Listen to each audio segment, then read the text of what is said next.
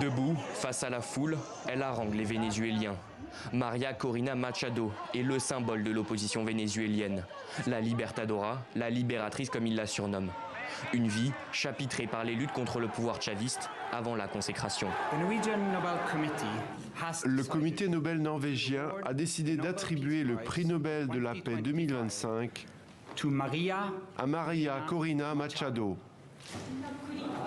Elle reçoit ce prix pour son travail inlassable en faveur des droits démocratiques du peuple vénézuélien.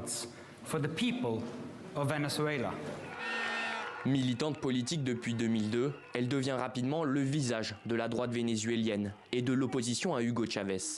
Si elle se définit comme centriste, elle est surtout ultralibérale, fervente admiratrice de Javier Milei.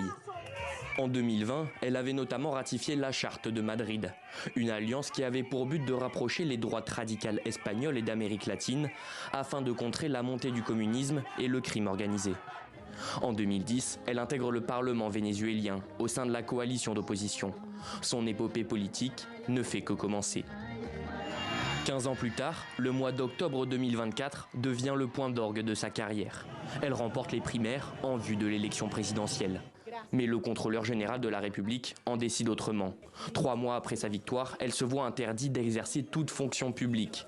Une décision dictée par le pouvoir, inacceptable et antidémocratique selon elle. Il est clair que le régime veut fermer la voie du changement, la voie de la liberté pacifique. Il veut la fermer parce qu'il sait qu'il est vaincu, parce qu'il n'y a aucune chance qu'il gagne des élections contre nous. Il ne s'agit pas d'un processus électoral, mais d'une tentative honteuse de bloquer le processus électoral.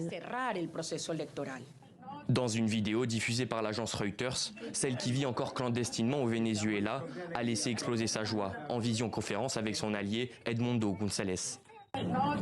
Eh bien, je suis sous le choc. Nous sommes tous sous le choc, mais c'est un choc de joie. Je n'arrive pas à y croire. Ce prix vient s'ajouter à sa liste de récompenses déjà bien fournie.